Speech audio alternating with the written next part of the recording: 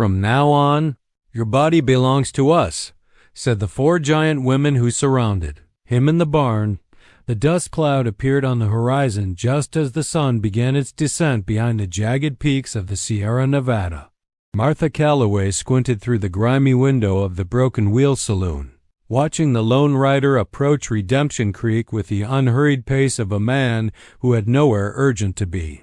The town had seen fewer than a dozen visitors in the past 3 months, and each one had left faster than they had arrived, taking with them any hope that this dying mining settlement might somehow survive another winter. The stranger dismounted his black stallion with fluid grace, his weathered leather duster catching the amber light of the setting sun. Even from a distance, Martha could see he was different from the usual drifters who stumbled into town. There was purpose in his movements, calculation in the way he surveyed the nearly abandoned Main Street. His hat sat low over his face, casting shadows that made it impossible to read his expression. But his posture spoke of a man accustomed to danger and comfortable with solitude. Martha wiped her hands on her apron and stepped away from the window. The Broken Wheel was one of only 4 businesses still operating in Redemption Creek, and even that was being generous. Most days, she served more dust than drinks, and the few remaining residents preferred to drink their sorrows at home rather than face the collective misery that hung over the saloon like smoke from a poorly tended fire. The mining company had pulled out 8 months ago, declaring the silver veins exhausted, and with them went the lifeblood of the town. The door creaked open, and the stranger stepped inside, bringing with him the scent of trail dust and something else. Martha could not quite identify, but that made her instinctively step back. He was taller than she had expected, probably 6 feet, with broad shoulders that filled the doorway and hands that rested casually at his sides, though she noticed they remained within easy reach of the Colt .45 holstered at his hip. "Evening, miss." His voice was deep, cultured in a way that did not match his rugged appearance. There was no accent she could place, as if he had spent so much time moving that his speech had been worn smooth like river stones. "I wonder if you might have a room available." Martha studied his face, now visible in the lamplight. He appeared to be in his 30s, with sharp cheekbones and eyes the color of winter sky pale blue and penetrating. A scar ran from his left temple to his jaw, white against sun-darkened skin, telling a story she suspected he would never share. Despite his travel-worn appearance, there was something about him that suggested education, refinement, perhaps even wealth, though his current circumstances clearly told a different tale. "Depends on whether you can pay," she replied, crossing her arms. $5 for the week, meals included, though I cannot promise much in the way of variety. Most folks do not stay that long these days." He reached into his vest pocket and produced a $20 gold piece, placing it carefully on the bar between them. The coin caught the light and seemed to glow in the dim interior of the saloon. Martha had not seen that much money in months, and the sight of it made her heart race with possibilities she had almost forgotten existed. "Keep the change," he said simply, "and I will take whatever meal you have available. It has been a long ride." Martha pocketed the coin quickly, afraid it might disappear if she looked at it too long. "Name's Martha Calloway. I own this place, what there is left of it. And you are?" "James Morgan." He touched the brim of his hat in a gesture that seemed automatic, learned long ago and practiced countless times. "I appreciate the hospitality, Miss Calloway." She noticed he had not corrected her assumption about her marital status, which most men would have done immediately. Either he was unusually observant, or he simply did not care about such social conventions. Both possibilities intrigued her more than they should have. "Take a seat anywhere you like," she said, gesturing to the empty tables. "I have got some beef stew that is still warm, and the bread is only a day old." As she moved toward the kitchen, Martha found herself acutely aware of his presence. He had chosen a table near the back wall, positioning himself so he could see both the front door and the rear entrance that led to the alley behind the building. It was the choice of a man who expected trouble or had learned through hard experience to always be prepared for it. The stew was better than she had suggested, thick with vegetables from her small garden behind the saloon and seasoned with herbs she had learned to cultivate in the harsh mountain soil. She served it with a chunk of sourdough bread and a cup of coffee that was stronger than necessary but seemed appropriate for a man who looked like he had been riding hard for days. "You picked an interesting time to visit Redemption Creek," she said, settling into the chair across from him. "Most people are leaving, not arriving." James Morgan ate with the mechanical precision of someone accustomed to uncertain meal schedules.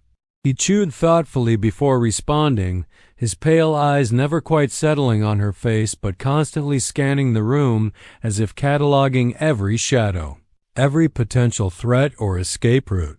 "Sometimes a man needs a place where nobody asks too many questions," he said finally. "Seems like this might be that kind of place.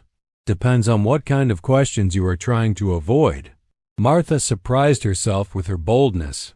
Normally she would have simply nodded and minded her own business, but something about this stranger made her want to push, to see what lay beneath that carefully controlled exterior. A smile ghosted across his features, there and gone so quickly she almost missed it. The kind that tend to get people hurt when they are answered honestly. The weight of his words settled between them like a physical presence. Martha had lived in frontier towns long enough to recognize dangerous men, and James Morgan definitely qualified. But there was something else about him, something that kept her from feeling truly threatened despite every instinct telling her to be cautious. "You running from the law?" she asked, surprising herself again with her directness. "Not exactly." He finished his stew and pushed the bowl away, then wrapped his hands around the coffee cup as if drawing warmth from it. "Let us just say I have made some choices that certain people find disagreeable." Before Martha could respond, the front door swung open with enough force to rattle the windows. 3 men entered, their boots heavy on the wooden floor, and the temperature in the room seemed to drop several degrees. Martha recognized them immediately, the Garrett brothers, who had been making life difficult for the remaining residents of Redemption Creek ever since the mining company departed. Tom Garrett, the eldest at 28, had always been trouble, but losing his job at the mine had turned him mean in ways that worried even his own family. His brothers, Eddie and Cal, followed his lead like loyal dogs, and together they had taken to intimidating the few business owners who remained, demanding protection money from people who barely had enough to eat. "Well, well," Tom said, his voice carrying the edge of too much whiskey and too little sense. "Looks like we got ourselves a visitor." James Morgan did not turn around immediately. Instead, he took another sip of his coffee and seemed to consider the situation with the same methodical calm he had shown while eating.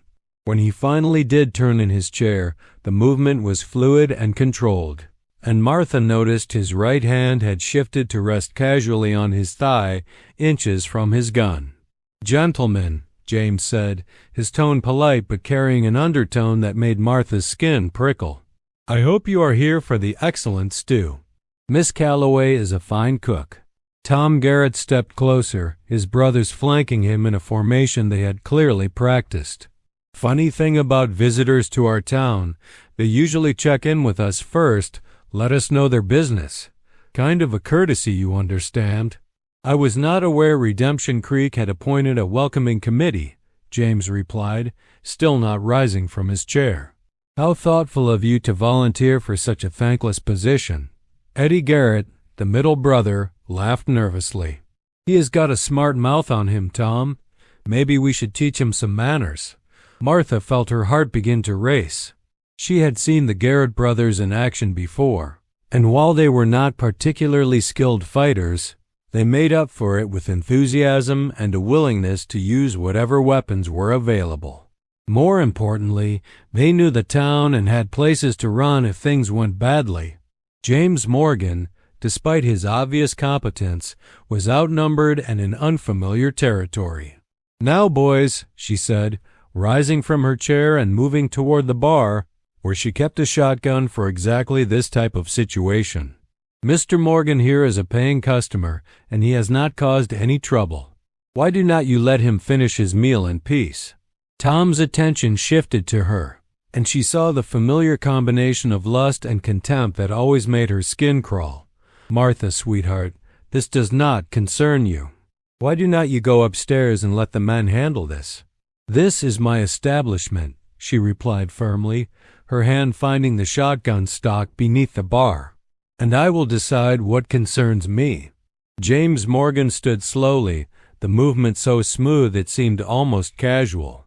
But Martha noticed that Tom Garrett took an involuntary step backward, and she realized that despite the stranger's relaxed demeanor, there was something about him that triggered instinctive fear in men who made their living through intimidation. "I appreciate your concern for local customs," James said, his voice remaining conversational. "But I am afraid I am not much for formalities. Perhaps we could simply agree that I will keep to my own business, and you gentlemen can keep to yours."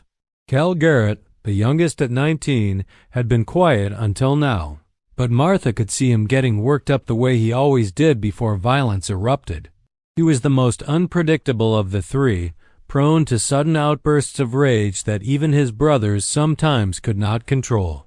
"You think you are better than us?" Cal snarled, his hand moving toward the knife at his belt. "Coming into our town with your fancy clothes and your smart mouth, acting like you own the place?" "I think I am a man having a meal," James replied. "And you are three men looking for trouble where none exists. The question is whether you are smart enough to recognize the difference." The tension in the room had reached a breaking point. Martha could feel it like electricity in the air before a thunderstorm, and she knew that whatever happened next would determine not just the immediate outcome of this confrontation, but possibly the future of everyone involved.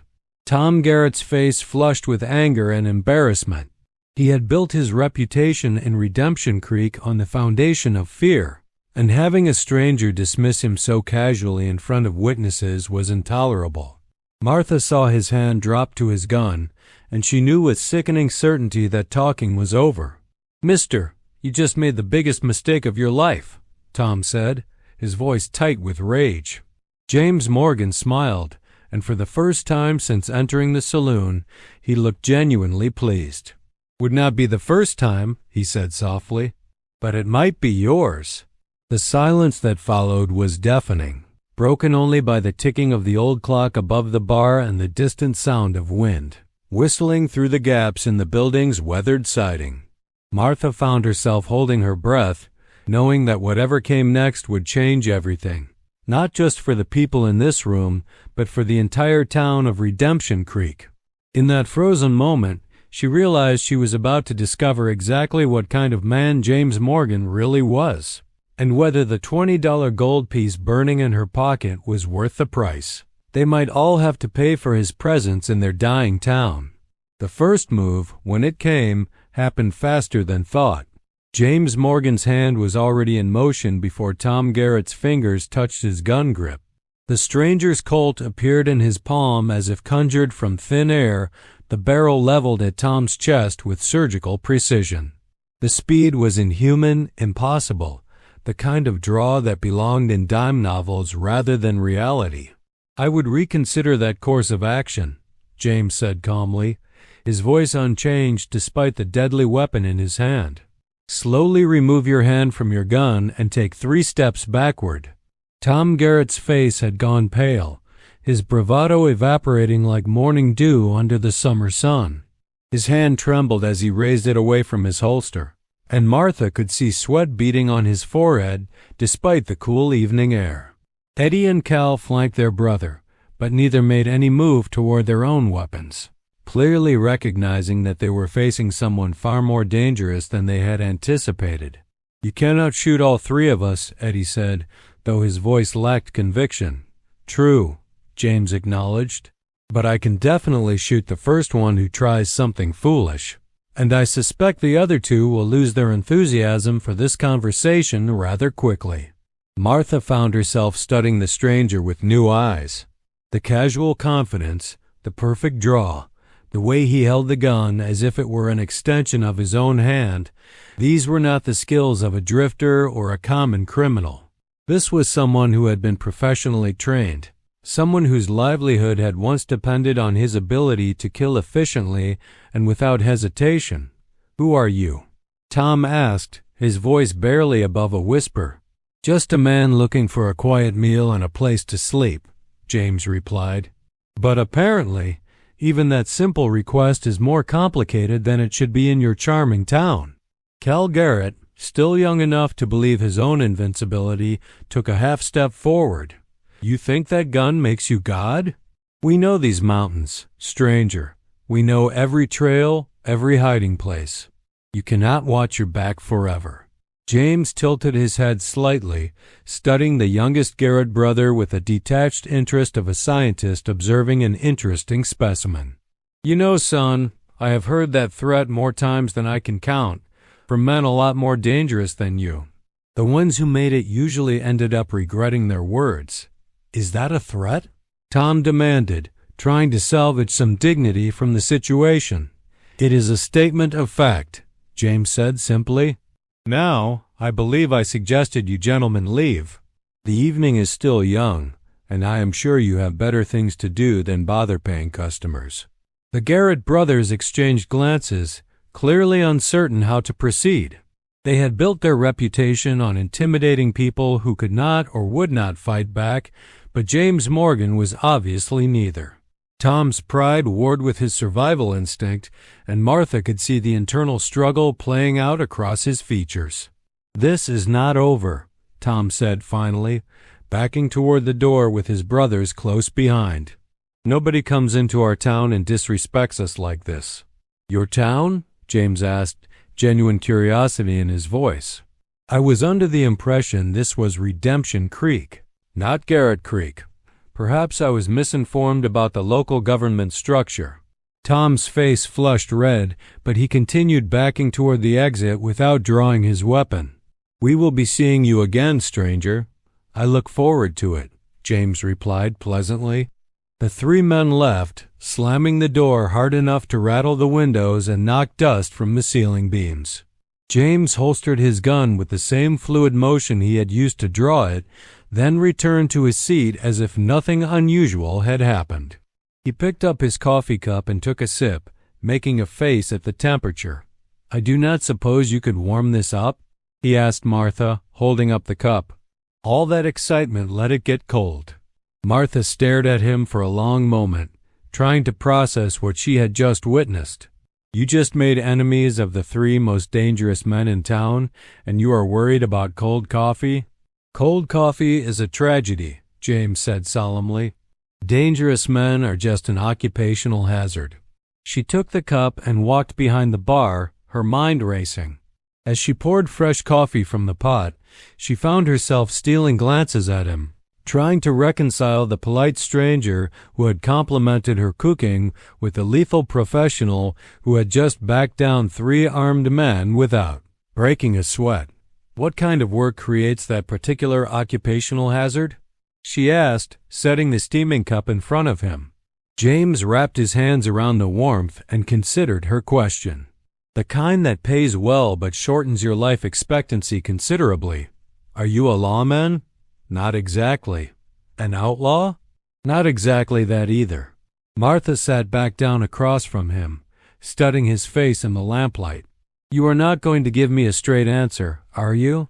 "Probably not," he admitted with another of those ghost-like smiles. "But I can tell you that I am not here to cause trouble for you or anyone else in this town. I just need a place to rest for a while and figure out my next move. And if the Garrett brothers do not let you rest in peace?" James shrugged. "Then they will learn why that is a poor decision."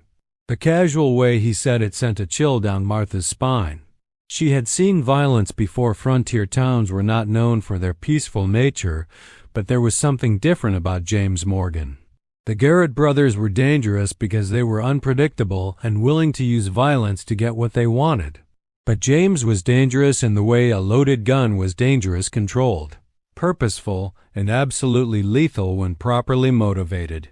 "You know they will be back," she said. probably with more men. Tom Garrett does not like being shown up, especially in public. I am counting on it, James replied, taking another sip of his coffee. Men like that are predictable. They will come back when they think they have the advantage. Probably tomorrow night when they have had time to recruit some help and work up their courage with whiskey. And you will be ready for them? I am always ready, Miss Calloway. It is how I have managed to stay alive this long. Martha found herself wondering exactly how long that had been and what he had done to survive. There was an old soul quality about him, as if he had lived through experiences that aged a man beyond his years. The scar on his face suggested violence, but his mannerisms and speech hinted at education and refinement. He was a walking contradiction, and she found herself drawn to the mystery despite every rational instinct telling her to keep her distance. Tell me about this town, James said, changing the subject. What happened to make everyone so eager to leave? Martha welcomed the shift away from personal questions she was not sure she wanted answered. Redemption Creek was a silver mining town. Started about 15 years ago when a prospector named Jakob Steinberg found a rich vein up in the mountains. The mining company moved in, built the infrastructure, brought in workers and their families. For a while, this was a real boom town, maybe 800 people at its peak. She gestured around the nearly empty saloon. Then the silver ran out. Or at least, that is what the company claimed. They pulled out last winter, took their equipment and most of their people with them. The folks who stayed behind were either too poor to leave or too stubborn to admit defeat. Which category do you fall into? James asked. Both, I suppose, Martha admitted. My father built this place with his own hands. He died 3 years ago, and I inherited it along with his debts. Even if I wanted to leave, I could not afford to, and nobody wants to buy property in a ghost town. What about the Garrett brothers? What is their story? Martha's expression darkened. Tom worked for the mining company as a foreman. He was always a bully, but the job gave him authority and a steady income. When the company left, he lost both, and he has been taking out his frustration on everyone else ever since. His brothers follow his lead because they do not have enough sense to think for themselves. And the local law? Marshall Henderson left with the mining company. Said there was no point maintaining law and order in a town with no future. Martha's voice carried a bitter edge. So now we have Tom Garrett and his brothers playing at being the law, taking what they want and intimidating anyone who objects. James nodded thoughtfully. What about the other businesses? You mentioned there were 4 still operating. There is Peterson's General Store, though his inventory gets smaller every week. Doc Miller still sees patients, though most people cannot pay him anymore. And there is Sarah Chun's boarding house, though she only has 2 permanent residents besides herself. Martha paused. We all do what we can to help each other, but it gets harder every month. Sarah Chun, James repeated. That is an interesting name for a frontier town. Her father was Chinese, came here to work on the railroad. Her mother was Irish, met him when she was working as a cook in one of the construction camps. Sarah inherited her father's business sense and her mother's stubbornness. Martha smiled for the first time since the confrontation with the Garrett brothers. She is probably the smartest person in town, and definitely the toughest. I would like to meet her, James said. And the others, if you think they would not mind. Why? James finished his coffee and set the cup down carefully. Because if I am going to be staying here for a while, I should probably know who the good people are. In my experience, it is always wise to identify your potential allies before you need them. And you think you will need them? Miss Calloway, in about 24 hours, this town is going to have more excitement than it has seen since the mining company left. When that happens, people will have to choose sides. I prefer to know who I can count on before the shooting starts. The casual mention of shooting sent another chill through Martha. You really think it will come to that? I know it will, James said with absolute certainty. Men like Tom Garrett do not back down from a public humiliation. They escalate until someone stops them permanently or they get what they want. Since I am not inclined to give them what they want, the outcome is fairly predictable. Martha studied his face, trying to read the emotions behind those pale blue eyes. What is it they want?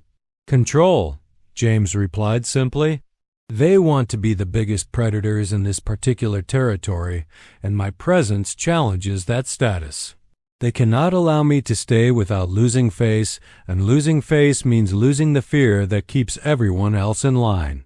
So why not just leave? Find another town, avoid the trouble?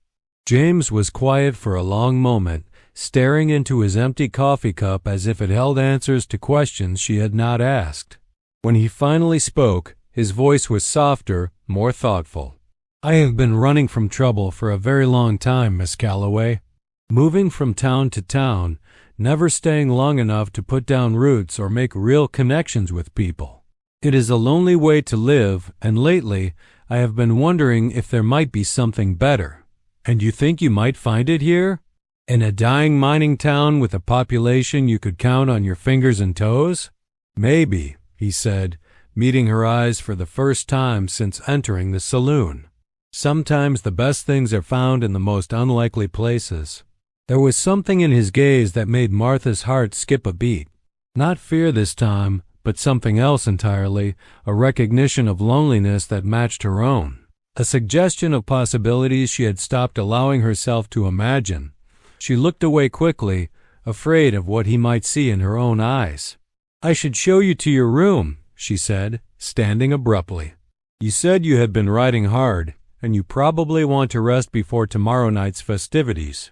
That would be appreciated, James agreed, rising from his chair with that same fluid grace.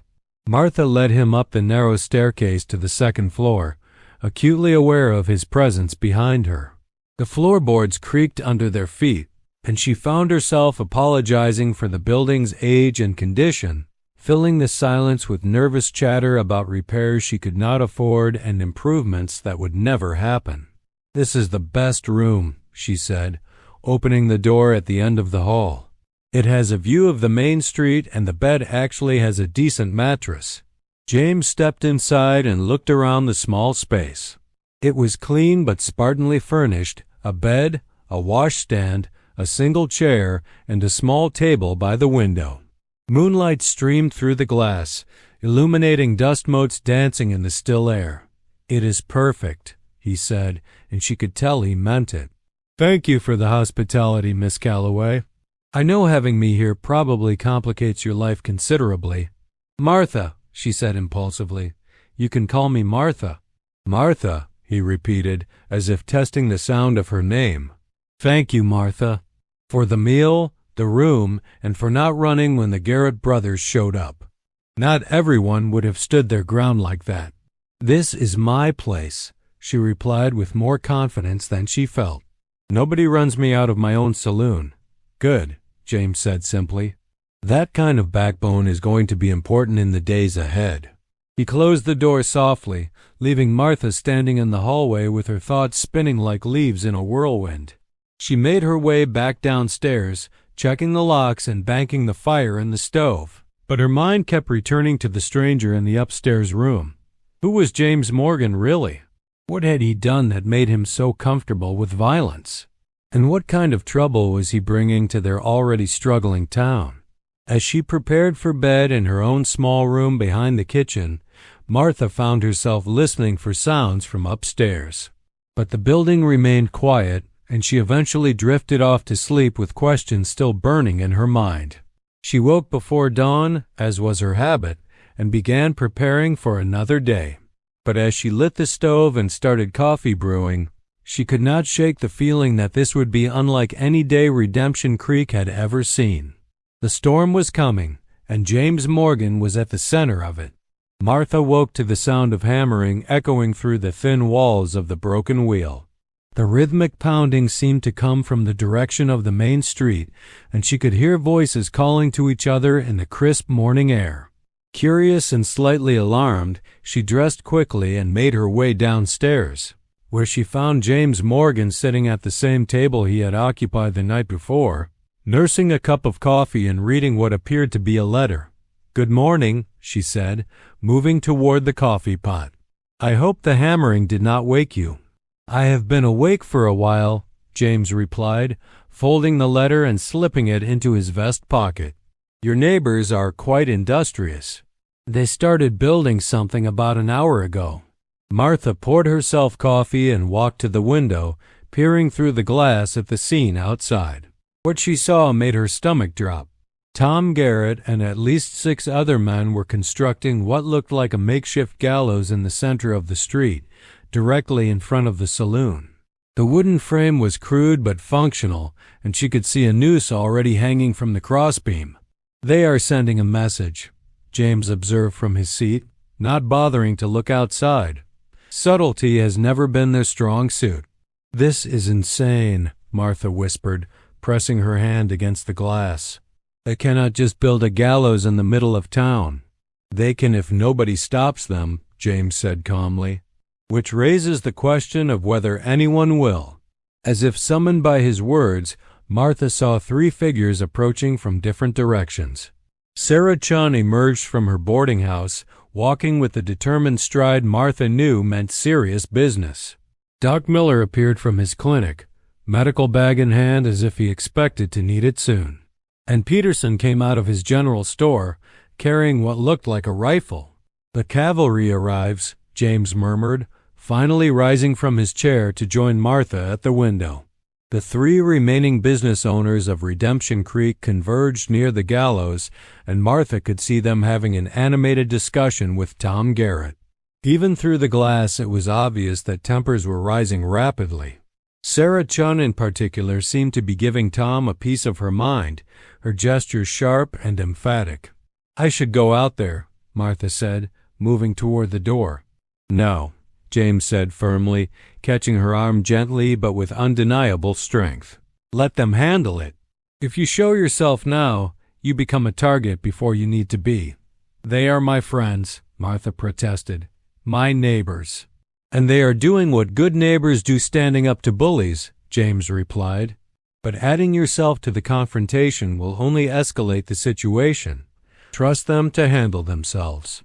Martha wanted to argue, but something in his tone made her pause.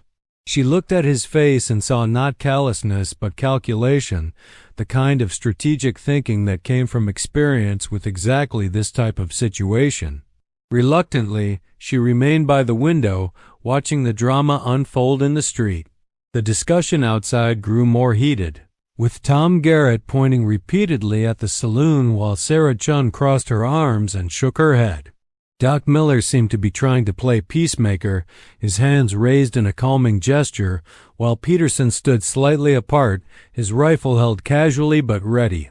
"What do you think they are saying?" Martha asked. "Tom is probably demanding they mind their own business," James replied. "Sarah is telling him exactly what she thinks of his amateur theatrics.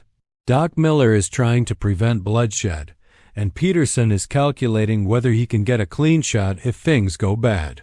His assessment proved remarkably accurate. As they watched, Tom Garrett made an angry gesture and stalked away from the group, his men following uncertainly behind him. The gallows remained standing, but the immediate confrontation had ended without violence. "Round 1 to the good guys," James observed. Sarah Chun looked directly at the saloon window and raised her hand in a small wave, clearly having spotted Martha inside. Then she marched purposefully toward the front door, her expression indicating she had plenty to say. "Here comes the interrogation," Martha muttered, moving to unlock the door. Sarah entered like a force of nature, her dark hair pulled back severely and her brown eyes flashing with anger. She was a small woman, barely 5 feet tall, but she carried herself with the kind of authority that made people forget her physical stature. Her mixed heritage was evident in her features, her father's Chinese ancestry in her bone structure, her mother's Irish blood in her fiery temperament. "Martha Calloway, what in the name of all that is holy have you gotten yourself into?" Sarah demanded, then stopped short as she noticed James sitting calmly at his table. "And you must be the stranger who has Tom Garrett building gallows in our street." James Morgan, he said, rising politely. Miss Chun, I presume? Martha spoke very highly of you. Sarah studied him with the intensity of a hawk examining potential prey. Did she now? Well, Mr. Morgan, your presence in our town has certainly stirred up the hornet's nest. Tom is telling everyone who will listen that you are a gunfighter and a killer, and that he intends to make an example of you. Tom Garrett talks too much, James replied mildly. It is a dangerous habit in a man who carries a gun. Is it true? Sarah asked bluntly. Are you a gunfighter? James considered the question for a moment before answering. I am a man who has learned certain skills out of necessity. Whether that makes me a gunfighter depends on your definition of the term. My definition is simple, Sarah said, settling into a chair without invitation. Can you outdraw and outshoot Tom Garrett and whoever he brings with him? Yes. The single word carried absolute certainty, and Sarah nodded as if that was exactly what she had expected to hear. Good, because he has recruited at least 8 men from the mining camps up in the mountains. Drifters mostly, but they all carry guns and they all need money badly enough to take Tom's offer. What kind of offer? Martha asked, joining them at the table. $50 to anyone who helps him deal with the stranger, Sarah replied, and a $100 bonus to whoever actually pulls the trigger. James whistled softly. That is a lot of money for a dying town. Where is Tom getting that kind of cash? That is an excellent question, Sarah said grimly.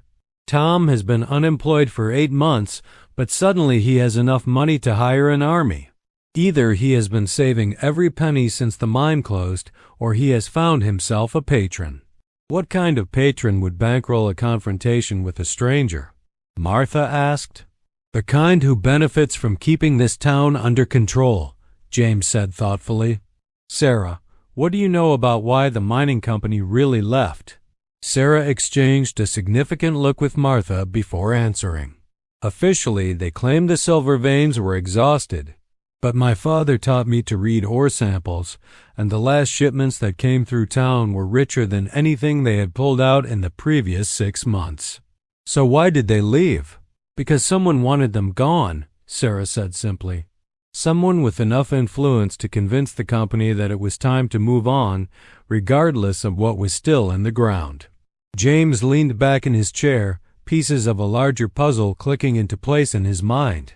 And now that same someone wants to make sure the town stays dead, which means eliminating anyone who might cause complications. Like a stranger asking too many questions, Martha added, understanding dawning in her voice. Exactly. James stood and walked to the window, studying the gallows with new interest. The question is, who benefits from keeping Redemption Creek buried? Before anyone could answer, the front door burst open and Doc Miller hurried inside, his weathered face flushed with exertion. He was a thin man in his 60s, with kind eyes behind wire-rimmed spectacles and hands that never quite stopped shaking, whether from age or too much whiskey. Martha had never been sure. Sarah, Martha, thank God you are both safe, he gasped, struggling to catch his breath. Tom has lost his mind completely.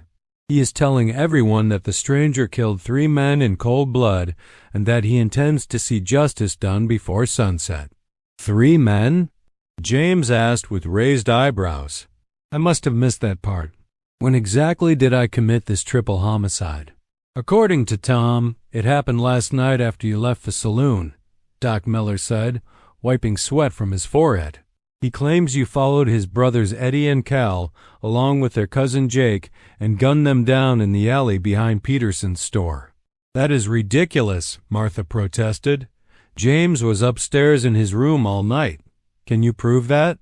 Sarah asked pointedly. Martha felt her cheeks burn as she realized the implications of the question. Well, no, not exactly. I mean, I did not see him leave, but you were not watching his door all night either, James finished gently, which means we have a problem. What kind of problem? Doc Miller asked. The kind where Tom Garrett has manufactured evidence to justify a lynching, James explained. Tell me, Doc, have you examined these alleged bodies? Doc Miller shook his head. Tom would not let me near them. Said they were too shot up to be seen by decent folks. He has them wrapped in canvas and loaded on a wagon. How convenient, Sarah said dryly. Bodies that cannot be examined to verify the cause of death. James moved back to the window, his expression thoughtful. Where are Eddie, Cal, and their cousin now? Has anyone actually seen them since last night? Now that you mention it, Doc Miller said slowly, no. Tom claims they are out hunting you, but nobody has seen hide nor hair of them since the confrontation at the saloon. Because they are probably 50 miles away by now, James said with growing certainty. Tom sent them packing after they failed to intimidate me, then decided to use their absence as an excuse for a public execution. But why? Martha asked. What does he gain by killing you? Fear, Sarah said grimly. If he can murder a stranger in broad daylight and make it look like justice, everyone in town will know that crossing Tom Garrett means death. It consolidates his power permanently. Plus, he gets paid by whoever is bankrolling this operation, James added. 2 birds, 1 stone. The sound of approaching horses drew their attention back to the window. A group of riders was entering town from the north, their dust cloud visible long before the men themselves. Martha counted at least 10 horses, maybe more, and her heart sank as she realized the scope of what they were facing. The hired guns, Doc Miller whispered. Tom said he was bringing in professionals. James studied the approaching riders with professional interest. They looked professional enough.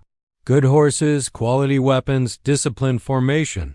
Someone spent real money putting this group together. Can you handle that many? Sarah asked bluntly.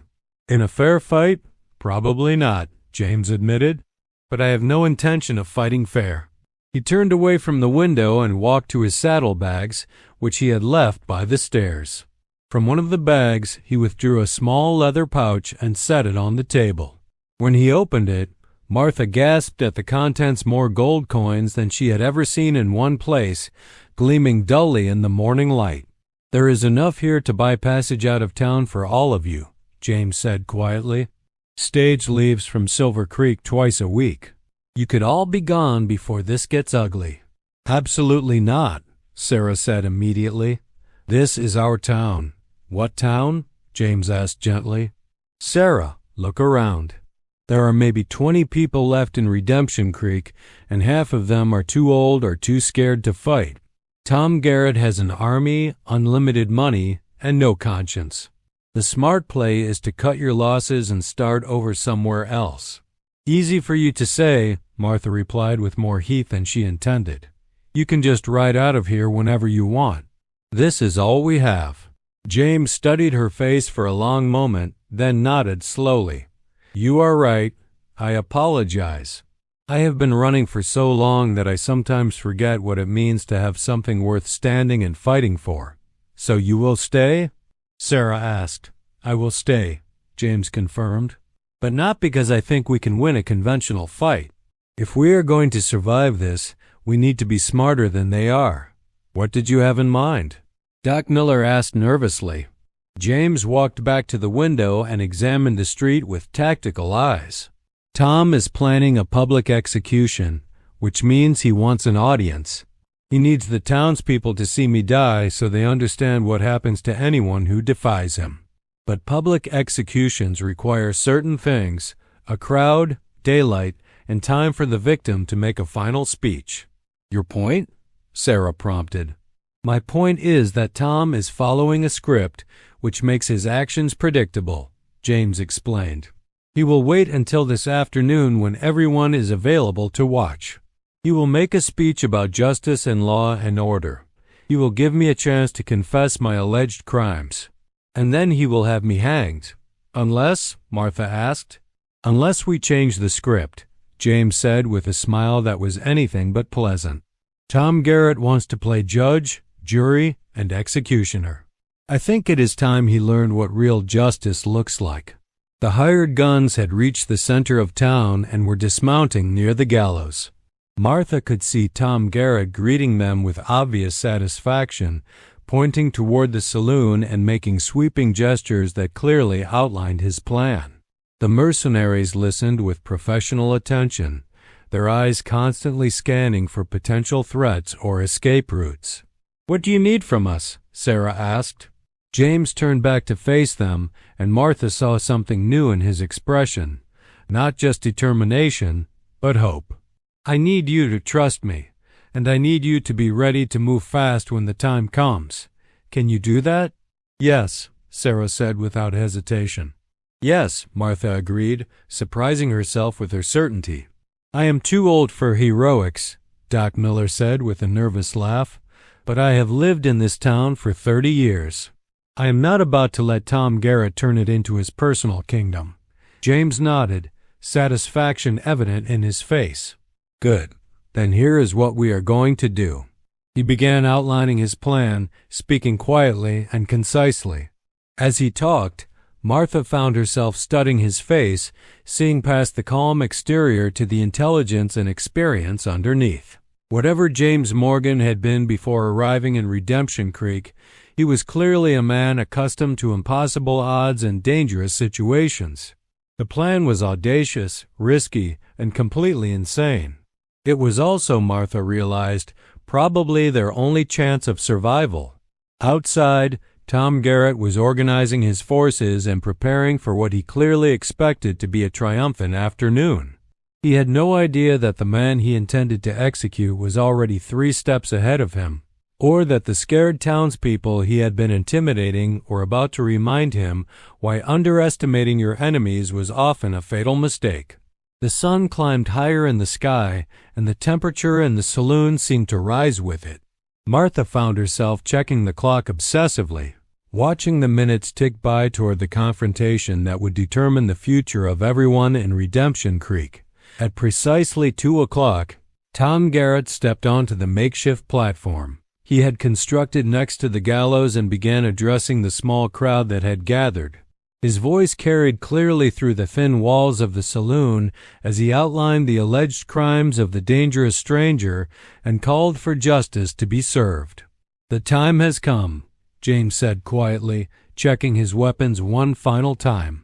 Martha felt her heart hammering against her ribs as she realized that in the next few minutes everything would change. Either James Morgan's impossible plan would succeed, or they would all die trying to implement it. But as she looked at his calm, confident face, she found herself believing that maybe, just maybe, they actually had a chance. The real battle for Redemption Creek was about to begin. James moved with practiced efficiency, checking the loads in his Colt and ensuring his spare ammunition was easily accessible. Martha watched him prepare for battle with a mixture of fascination and terror, realizing she was about to witness something that would haunt her dreams for years to come, assuming she lived long enough to have dreams. "Remember," James said quietly to the group, "timing is everything. If any of you move too early or too late, this whole thing falls apart." "What about Peterson?" Sarah asked, glancing toward the general store. "He has been remarkably absent from all the planning." James paused in his preparations. "Peterson is scared, which makes him unpredictable. Scared men either run or do something incredibly brave and stupid. We have to hope he chooses the latter when it matters." Through the window, they could see Tom Garrett's hired guns positioning themselves strategically around the gallows. These were not the usual frontier ruffians Martha was accustomed to seeing. These men moved with military precision, their weapons well maintained and their eyes constantly scanning for threats. Someone had indeed spent serious money assembling this force. "Professional soldiers," James observed, studying their movements. "Probably veterans of the Indian Wars or the conflict in Mexico. They know what they are doing, which makes them dangerous but also predictable." "How is that helpful?" Doc Miller asked nervously, wiping his palms on his coat. "Because soldiers think in terms of tactics and strategy," James explained. "They expect their enemies to behave rationally, to follow conventional patterns of attack and defense. When you do something completely irrational, it takes them a moment to adapt, and in a gunfight, a moment is often the difference between life and death." Martha found herself studying the hired guns with new eyes, trying to see what James saw in their positioning and behavior. One man had taken up position on the roof of the general store, his rifle trained on the saloon's front door. Two others flanked the gallows itself, while the remainder formed a loose perimeter around the entire area. It was clearly designed to prevent escape and ensure clear fields of fire. "They are expecting you to come out the front door," Sarah observed. "Which is exactly what I intend to do," James replied. Eventually. At 2:15, Tom Garrett climbed onto his makeshift platform and began his performance. His voice carried clearly across the nearly empty street, though Martha noticed that very few actual townspeople had gathered to watch. Most of the audience consisted of his hired guns and a handful of curious drifters from the mining camps. "Citizens of Redemption Creek," Tom began, his voice pitched to carry authority he did not actually possess. "We are gathered here today to see justice done for a heinous crime committed in our peaceful community." "Peaceful community?" Sarah snorted quietly. "The man has no shame whatsoever." Tom continued his speech, detailing the alleged murder of his brothers and cousin, painting James as a cold-blooded killer who had come to their town to spread violence and terror. The performance was actually quite good. Martha had to admit Tom had clearly practiced his delivery and managed to inject just the right amount of righteous anger into his voice. "The accused will now be brought forward to face the judgment of this community," Tom declared, gesturing dramatically toward the saloon. This was the moment James had been waiting for. He stood slowly, straightened his coat, and walked to the front door. Martha felt her breath catch in her throat as she realized he was actually going to walk out there, into the obvious trap, trusting his life to a plan that seemed absolutely insane. "James," she called softly, surprising herself by using his first name. He turned back to look at her, and for just a moment, his carefully controlled mask slipped.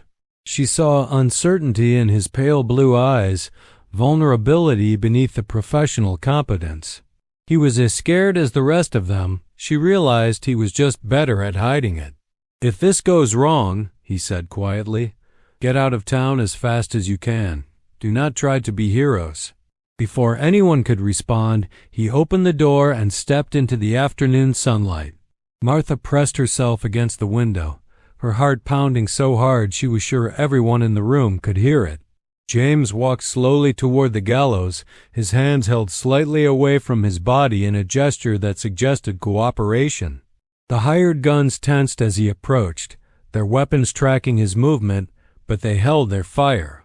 Tom Garrett wanted his public execution, which meant keeping the prisoner alive long enough for the show. "James Morgan," Tom called out when the stranger was within 20 feet of the platform. "You stand accused of the murders of Edward Garrett, Calvin Garrett, and Jacob Garrett. How do you plead?" "I plead that you are an idiot," James replied conversationally, his voice carrying clearly in the still air, "and that your alleged victims are probably halfway to California by now, wondering how their big brother turned into such a fool." A murmur ran through the small crowd. Tom's face flushed red with anger, but he maintained his composure. "The defendant refuses to confess his crimes.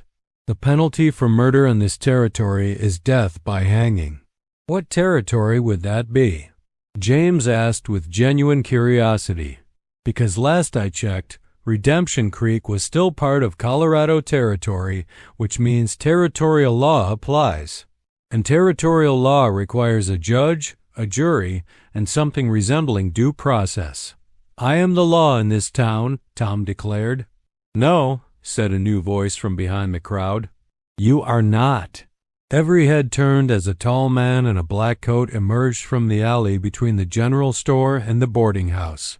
Martha gasped as she recognized the silver star pinned to his chest, a federal marshal's badge, gleaming in the afternoon sun. The newcomer was older than James, probably in his 40s, with graying hair and the weathered face of a man who had spent decades dealing with frontier justice. He moved with the same controlled confidence Martha had noticed in James, But there was an additional quality of unshakable authority that came from years of legitimate law enforcement. "Marshal David Kane, United States Marshal Service," the man announced, his voice carrying easily across the suddenly quiet street. "And you gentlemen are all under arrest for conspiracy, intimidation, and attempted murder." Tom Garrett's mouth fell open in shock. His hired guns looked uncertain, their weapons wavering as they tried to decide whether a federal marshal represented a greater threat than their current employer. "You cannot be here," Tom stammered. "This is a local matter." "Murder is always a federal matter when it crosses territorial boundaries," Marshal Kane replied calmly. "And conspiracy to commit murder under color of false authority is definitely within my jurisdiction." Martha felt a surge of hope, but it was quickly dampened by the reality of the situation. One marshal against more than 10 armed men was not much better odds than they had faced before, even if he did represent legitimate authority. "You are outnumbered, Marshal," one of the hired guns called out. "Maybe you should reconsider your position." "Maybe you should consider yours," Marshal Kane replied without apparent concern. "You are all facing federal charges for conspiracy and assault with deadly weapons. Surrender now, and you might live to see trial." "Kill him," Tom ordered desperately. The hired gun on the roof of the general store shifted his rifle toward the marshal, and Martha knew that everything was about to explode into violence. But before he could fire, Peterson emerged from his store directly below the gunman, carrying what looked like a bucket of water. He hurled the contents upward, and Martha realized it was not water but lamp oil. The liquid splashed across the hired gun and the roof around him, and Peterson immediately followed it with a lit torch.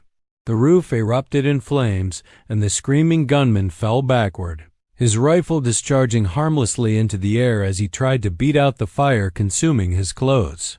Peterson had chosen his moment perfectly, eliminating the sniper and creating chaos among the remaining mercenaries. That was the signal James had been waiting for.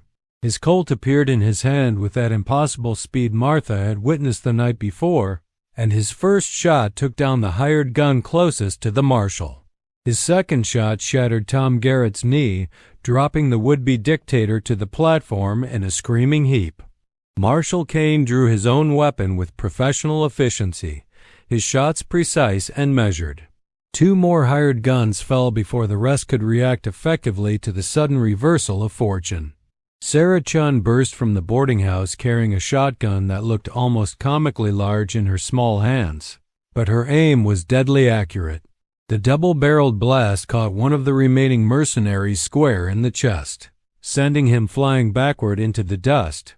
Doc Miller surprised everyone by producing a small Derringer from his medical bag and putting a bullet into the bay shoulder of a gunman who had been trying to flank the marshal.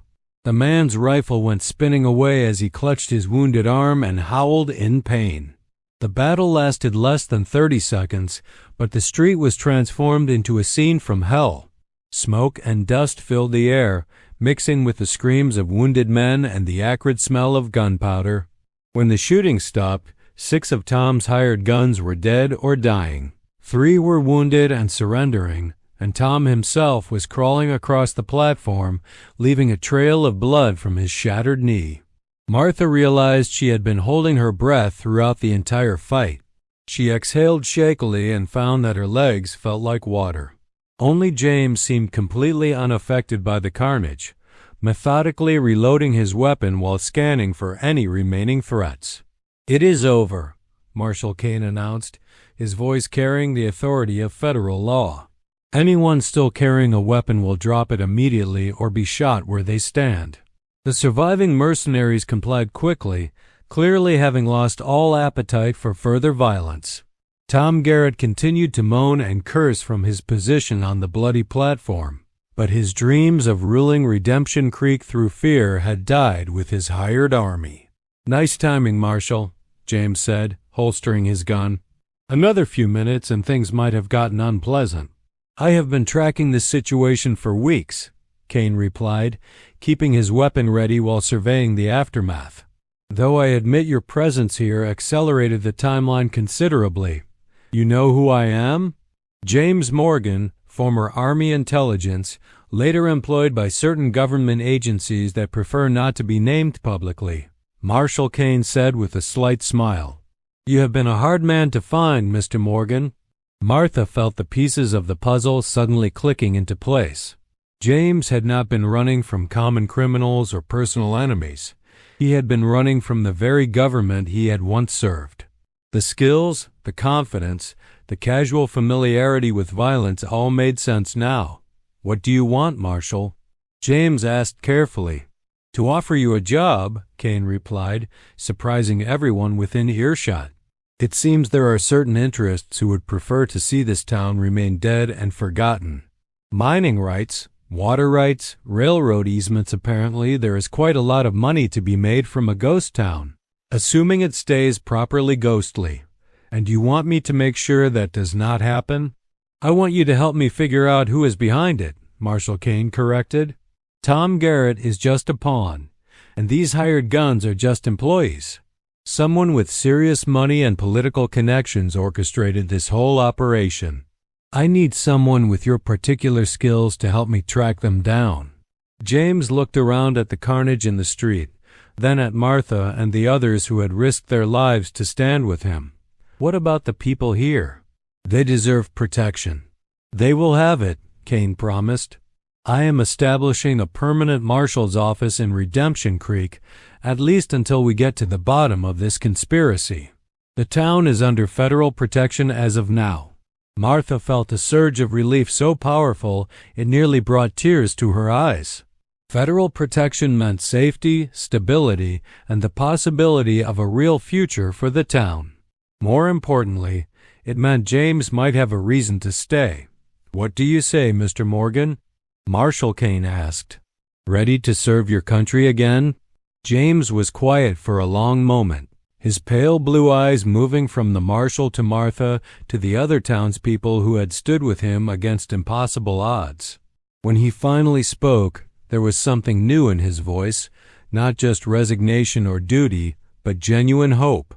I say it is about time someone cleaned up this mess, he replied. When do we start? As the sun began its descent toward the western mountains, casting long shadows across the blood-stained main street of Redemption Creek, Martha Calloway found herself believing for the first time in months that her town might actually have a future. The stranger who had arrived with nothing but a $20 gold piece and a reputation for violence had given them something far more valuable: hope. The real story of Redemption Creek was just beginning, and James Morgan was going to be there to see it unfold. For Martha, that was worth more than all the silver that had ever been pulled from the surrounding mountains. The dying town had found new life, and the stranger had found a home worth fighting for. In the end, that was the most valuable treasure of all.